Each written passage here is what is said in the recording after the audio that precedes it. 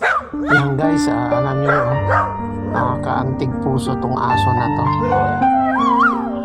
May nakita siyang rider. Oh, parang kilalang kilala na yung aso. Parang nagpapahiwatig siya na may gustong ipakita. Ang bait, wow. Ang cute pa. Yan, guys, tumatakbo siya. Yan. Yan, bumalik.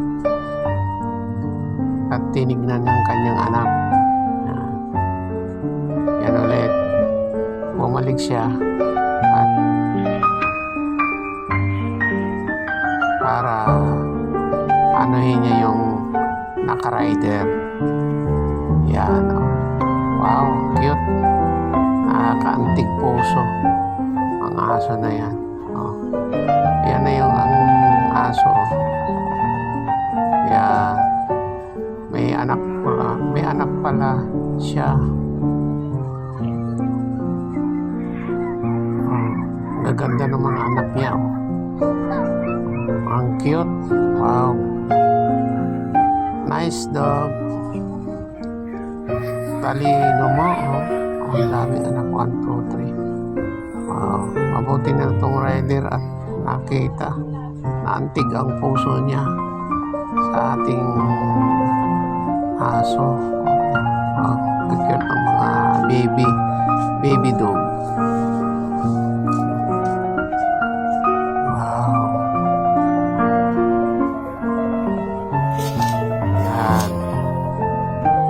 Chinecheck niya kung may sakit o sirang ngipin.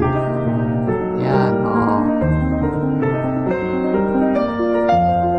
Ang bait talaga ng rider, o. Talaga pinuntahan niya yung inahin ng aso. At tinanggal yung jacket, ilinagay yung mga anak.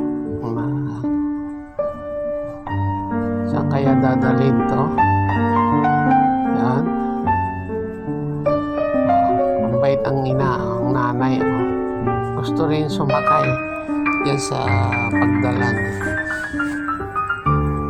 Yan mga kabayan, mga ka-viewers. Ganyan guys. Yan. Ang akala niya, kukunin yung anak. Yan, sasama na siya.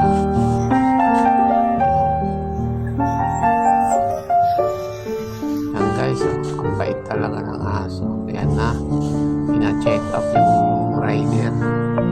Ang bait ng rider guys.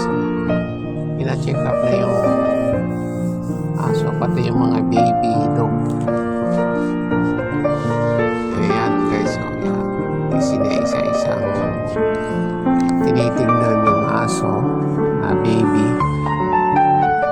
Ayan. Tapos dinala yata kanila. Binigyan pa ng higaan.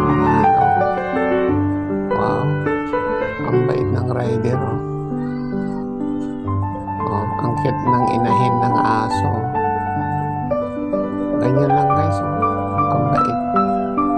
Nakakaantig puso ang aso. Ang bait. Ang sarap alagaan. Kaantig puso. Ayan, ayaw niyang kumain. Mas gusto pa yung padidiin mga anak. Talagang mahal-mahal niya yung mga anak niya. Ayan. Ganyan talaga magmahal ng aso. Parang tao din yan guys. Kung gano'n kamahal mo ng tao, gano'n din yan ang animals natin. Pagkain na siya, ayaw kumain. Ayaw niya. Tinikman lang.